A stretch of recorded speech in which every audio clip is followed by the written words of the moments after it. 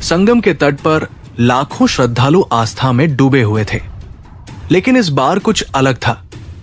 क्या था वो रहस्य? क्यों पाकिस्तान से अचानक इतनी संख्या में लोग भारत की ओर बढ़ रहे थे? सोशल मीडिया पर ट्रेंड चला, गंगा में डुबकी, सनातन में रहस्य। क्या ये सिर्फ एक अफवाह थी या कुछ बड़ा होने वाला था? और फिर गंगा में डुबकी लगाते वक्त एक युवक चिल्लाया, अल्लाह और महादेव एक है। क्या ये सिर्फ एक भावुक पल था या कुछ और?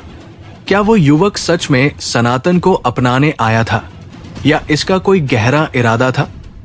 रातों रात एक गुप्त ऑपरेशन चला। पाकिस्तान में अफवाह फैलाई गई थी कि गंगा में डुबकी लगाने से जन्नत मिलती है। क्या ये साजिश थी या आध्यात्मिक क्रांति? आगे बढ़ने से पहले सब्सक्राइब का बटन दबाएं। तो आइए शुरू करते हैं। संगम के तट पर लाखों श्रद्धालुओं का सैलाब उमड़ पड़ा था। आस्था, भक्ति और शुद्धि की लहरें जैसे गंगा के प्रवाह में घुल मिल गई थी। साधु संत, योगी, सन्यासी और दूर दराज से आए भक्तों की टोली एक ही धुन में मगन थी, हर हर गंगे। लेकिन इस बार का कुंभ कुछ अलग था। सिर्फ श्रद्धा की नहीं, ये बार संवेदनाओं और शक की भी लहर थी। भारत की खुफिया एजेंसियों के कान खड़े हो चुके थे। खबरें थी कि पाकिस्तान से बड़ी संख्या में लोग चुपचाप भारत में प्रवेश कर रहे हैं। ये महज अफवाह थी या किसी बड़े खेल की बिसात? कोई गुप्त एजेंडा, कोई साजिश या फिर कोई आध्यात्मिक क्रांति? इसी उधेड़बुन में दिसंबर 2024 आया। लाहौर, कराची, इस्लामाबाद, पाक के बड़े शहरों में एक अजीब सी हलचल थी। मस्जिदों में गीता और वेदों की चर्चा हो रही थी। मौलानाओं के लबों पर गंगा की महिमा गूंज रही थी। क्या हमने कभी गंगा का पानी चखा है? कराची के मौलाना फरीद अहमद ने सवाल उठाया।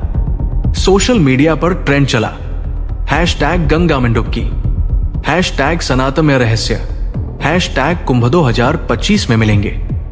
भारत की सुरक्षा एजेंसियां चौंक गई। ये कोई सामान्य धार्मिक उत्सुकता नहीं लग रही थी। जनवरी 2025, कुंभ का पहला शाही स्नान। संगम किनारे आस्था का महासागर उमड़ा पड़ा था। लेकिन इस भीड़ में कुछ चेहरे अलग थे। केसरिया वस्त्र, माथे पर तिलक, लेकिन लहजा उर्दू में डूबा हुआ।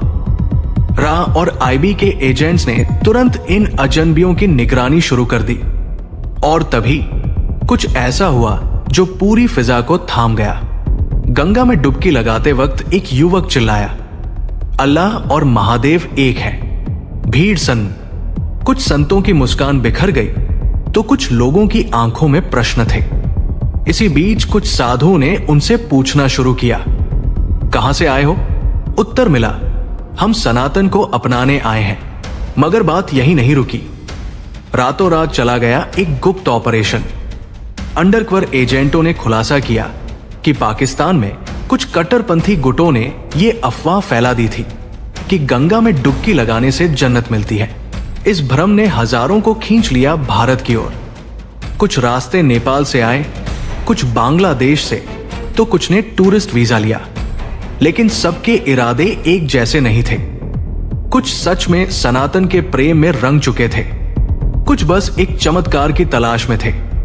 इसी भीड़ में था एक युवक, इमरान। उसने गंगा किनारे खड़े होकर ऐलान किया, हमें बचपन से बताया गया कि भारत दुश्मन है, लेकिन जब वेदों को पढ़ा, सनातन को जाना, तो महसूस हुआ यही शांति है, यही प्रेम है।